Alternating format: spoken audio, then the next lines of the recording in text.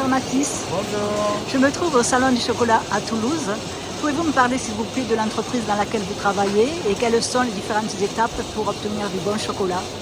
Tout à fait. Du coup, je suis Mathis, je suis responsable de production à la chocolaterie du Nouveau Monde qui est basée à Najac, dans l'Aveyron.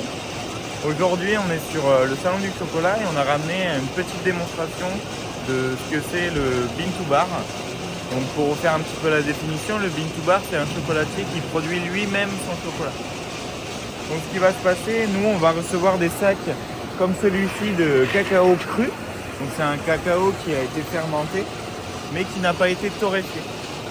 Grâce à cette machine-là qui est un torréfacteur, on va venir cuire notre fève à basse température. Donc là on est sur des cuissons entre 100 et 150 degrés pendant 12 minutes. Une fois que ce cacao va être torréfié, on peut le voir. Avec la différence avec le cru, on a un changement de couleur. Et on a surtout une fève qui a gonflé, on le voit ici. Là, ce qui se passe, si je la casse, on va avoir les deux parties du chocolat.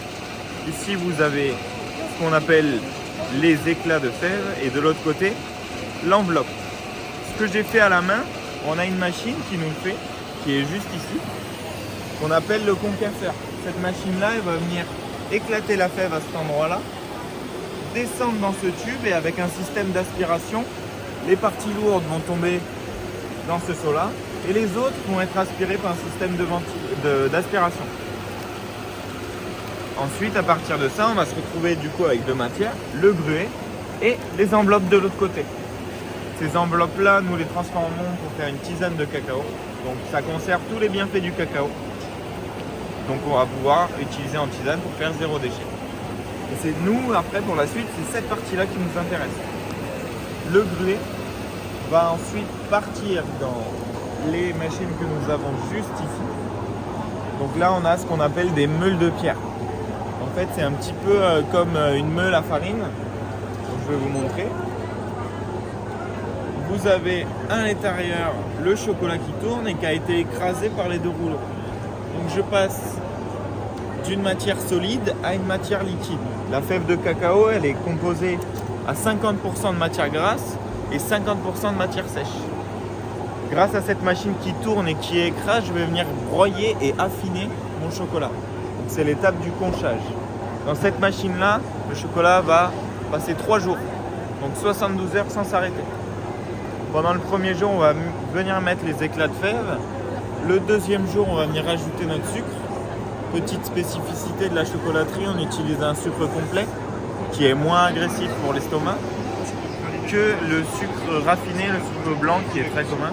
Nous, on va travailler avec un sucre complet avec plein d'imperfections mais qui vont ramener beaucoup de goût à notre chocolat.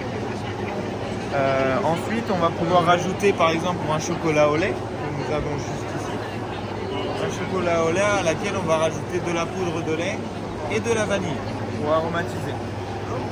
Juste ici, nous avons le fameux chocolat blanc qui n'est pas blanc dû au sucre complet. Donc on a cette couleur un petit peu caramel qui va aussi tourner pendant 3 jours et le dernier jour, on va rajouter la vanille. Et là, la dernière machine que nous avons, c'est le praliné noisette. Donc là, on a 3 ingrédients, des noisettes torréfiées, du sucre complet et de la vanille.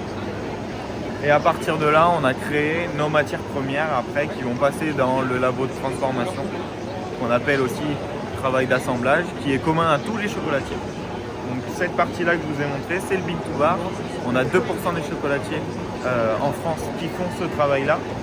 Et vous pouvez retrouver un petit peu cette collectivité sous l'association Bean to Bar France, qui va référer tous les chocolatiers qui font ce travail-là. Un grand merci Mathis, je suis super contente de vous avoir rencontré et d'avoir eu toutes ces explications. Parfait, Quand je mangerai du chocolat, je penserai à vous. Très bonne idée, merci. Au revoir et bon courage pour le salon. Merci.